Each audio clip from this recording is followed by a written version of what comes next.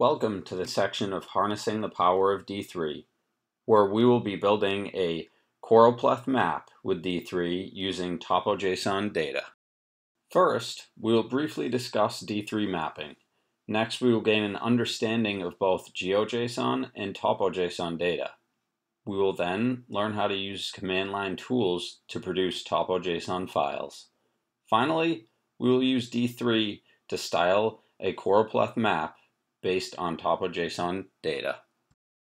In this first video, we will build a foundational understanding of D3 maps and the data that powers them. We will begin by learning about the basics of D3 mapping.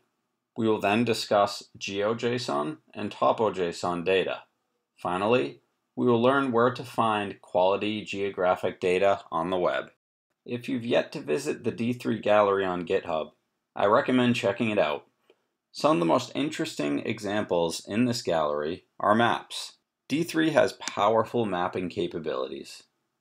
To get the most out of D3's features, one needs to understand their data, how to work with geographic data, such as GeoJSON and TopoJSON, and how to properly present this information in the form of a map. The first type of data we need to understand is GeoJSON. GeoJSON is a data format for encoding geographic information. The file extension for GeoJSON is simply .json. At its most basic level, GeoJSON files are simply JSON. GeoJSON can be used to represent geographic features such as points, lines, polygons, as well as more complex features such as multi-points and multi-polygons. GeoJSON.io is a great, simple resource for gaining an understanding of GeoJSON data structures. You can create different structures such as points, lines, and polygons on the map.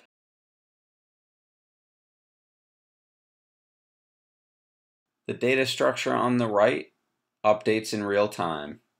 This is a great tool to begin understanding how GeoJSON encodes geographic features. One drawback of GeoJSON is that files can get rather large, tens to hundreds of megabytes.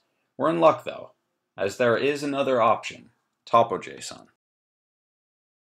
TopoJSON is an extension of GeoJSON which encodes topology. Converting a GeoJSON file to TopoJSON often results in an 80+% reduction in file size. This great size reduction is made possible by the fact that TopoJSON files reference shared line segments rather than duplicating the data for these shared lines. Think state borders, for example. GeoJSON would have two representations for the same border between Massachusetts and Connecticut, for example. A TopoJSON file, on the other hand, would only represent it once. This difference adds up, especially when one gets down to even finer levels of detail, such as individual counties.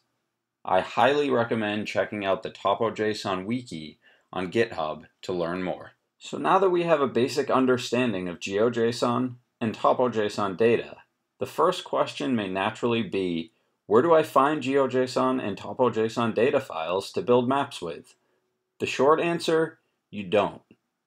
Typically, you will find something called a shapefile for the geographic region and detail level you are interested in. You will need to convert this shapefile to a GeoJSON file, then convert this GeoJSON to TopoJSON. This may sound like a lot of work, but there are some awesome command line tools available to make this process very accessible. We will work with these tools in the next video. As far as where to find geographic data, government websites for the respective geographic region are great resources. For example, in the US, I highly recommend looking through the data available on census.gov.